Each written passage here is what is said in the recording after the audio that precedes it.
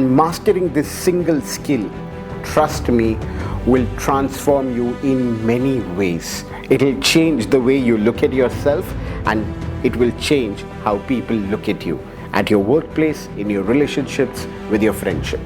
Trust me when I say this, it's a game changer. It's a game changer when you think about your relationships. It's a game changer when you think about your effectiveness with communication. Ever feel a panic when you see a message, got a minute, from your boss without any context? Or have you dreaded an invitation from your friend which has been very vague? Or perhaps, what about when you share a big idea and someone immediately points out the flaws? How about your partner misunderstanding what you're really meaning to say and only focusing on what is being said by you? If you're tired of conversations leaving you drained and misunderstood, you're not alone. Stick around, because in this video, that's what we are going to unfold and exactly break down in terms of how do we really fix these everyday communication failures for good. Welcome to the channel, The K Notes, where we unfold the aspects of growth mindset and personal development by breaking stereotypes. And this is your host, Kaustav. Well, if you're thinking that if this is going to be another video on communication skills, absolutely yes. But there is more to it. Most of us are taught the basic facets of communications, essentially about what to say, the vocabulary, and how to say it, basically the tone, the body language, etc. Nobody taught us to learn about why any conversation seems off. Why does it become about the impact of what we have said instead of what we really meant? This strategic layer of conversation and communication is what we will unfold today in this video. Through this video, I'm going to teach you and tell you how you can elevate your communication skill in such a way that it will move you from frustration to influence at your workplace. It will move you from resentment to fostering relationship with your friends, peers, and partners. What we are going to explore today is the art of managing the context of a communication or a conversation versus the content of the communication. So let me start by telling you my personal experience.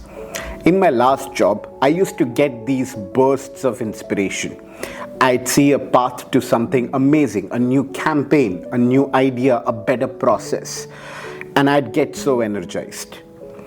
I'd go to my boss, practically buzzing, and say, imagine if we could do this. Imagine if we can bring this. How about we reinvent? How about we change the way we do our work, the way we engage with our clients? It could be seamless, it will be efficient, it will be effective, and bring so much of value. And without fail, my boss, he'd lean back, and his first question would be, what's the step 3 of the process that you're thinking? What are the specific requirements that you would need? My heart would just sink every single time. Honestly, it became like every day I would go with 3 ideas and he would shut them down then and there. In my head, I thought that I was visionary. I was thinking big picture. I was bringing ideas to the table. But in his head, I was just unprepared, all flighty, all energetic, but no follow through. And after a while, I'll be honest with you, I stopped bringing him any ideas. I'd have the spark and then immediately shut it down myself, thinking, what's the point? He'll just ask for the details that I will not have. I felt completely defeated, deflated, and lost so much of confidence. But here's what I realized later. We are both right and we were both wrong. I wasn't wrong for thinking big, and he wasn't wrong for caring about the details.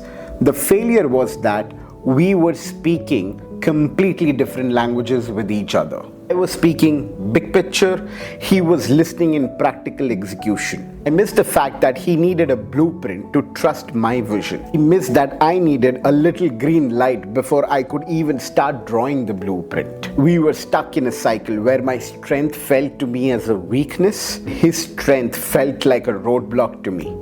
And once I understood this, it changed everything, because that's where I created my personal communication cheat sheet, which I'm going to share with. This communication cheat sheet that I'm talking about is no long fancy document.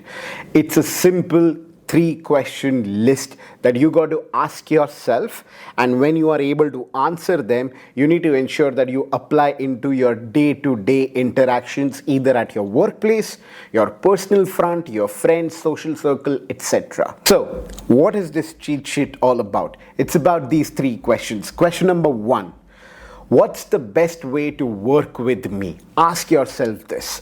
The reason why you ask yourself is because this question is about your energy. Are you a morning person? Are you a night person? Do you like to talk ideas out, or would you need some quiet time to kind of ideate?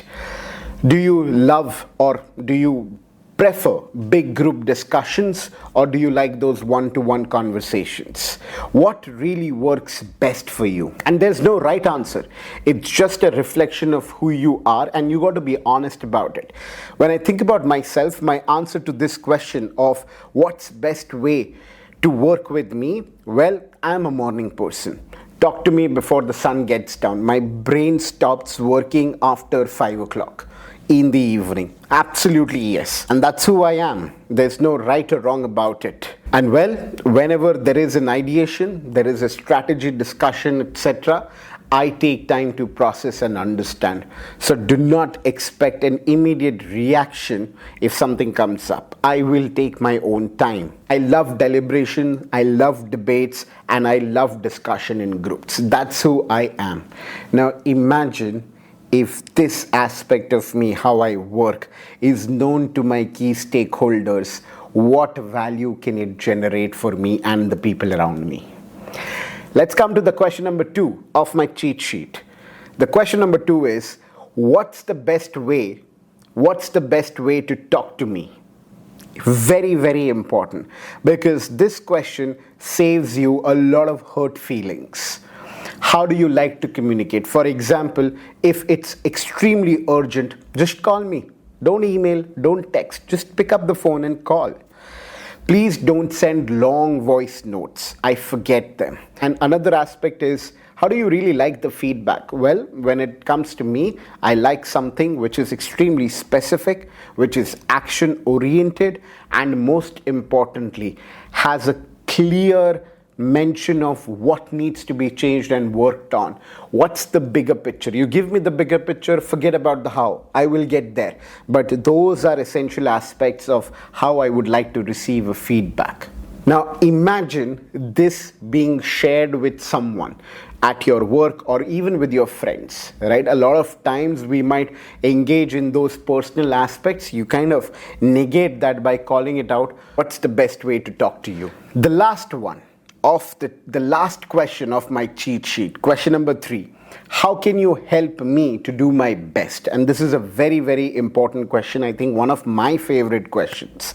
It's about asking what you really need. In this case, what I would really need. It could be, I'm bad at starting things. Can you help me break down the big tasks or the big asks and make it into smaller steps? Or I get nervous while presenting. Can you be my practice audience? Or even if I look stressed, just ask me if I want a coffee. That'll help me to calm down. For me, what I do is when I answer this question, I ask my trusted people to make sure that I'm grounded, irrespective of the context and the situation, and help me with perspectives that will challenge me to think differently at that point in time. Because that is the help that I would need. Because I know myself, I can get carried away, and in that carried awayness, I might get very impulsive and I might react. That's why I would want someone to give me a different perspective that will challenge me, right? Now imagine when you ask yourself these 3 questions: what's the best way to work with me? What's the best way to talk to me? How can you help me do my best? And when you respond to this, your awareness about yourself increases. And imagine when you start exhibiting this, when you start letting your stakeholders know about this at workplace, your friends, your social circle, your partner, what changes will it bring into your life? Imagine you're working on a project with your colleague. Instead of getting mad that they keep texting you, keep asking you questions all the day long, your cheat sheet would say, please save your questions and let's do a 5-minute meeting at 3 p.m. instead of texting all day. Imagine that level of awareness and the ability to kind of let your people know what you are saving yourself from. And that's a hack of communication skill that probably nobody teaches or nobody even talks about. And the beauty of this is that you're not being difficult. Instead, you're being very clear. You're being clear about yourself. And it helps everybody. Clarity helps everyone. Let's take another example. With your partner, if you're getting into a discussion referencing your cheat sheet questions, you can let your partner know that if you're planning something, the only or maybe the most caring thing for you would be the broader aspects of the plan, and you may not enjoy getting into the details of it. You might just get lost into the weeds and you don't want it during the planning phase. Now imagine when you clarify this with your partner, it helps your partner to have the clarity in terms of what the discussion could be based upon. Versus you hold this onto yourself and you don't let your partner know, and your partner doesn't know that you don't like the details. Imagine what would happen. Your partner would think that you're not listening, and you would think that, hey, you don't even understand, I'm listening even though I'm not interested.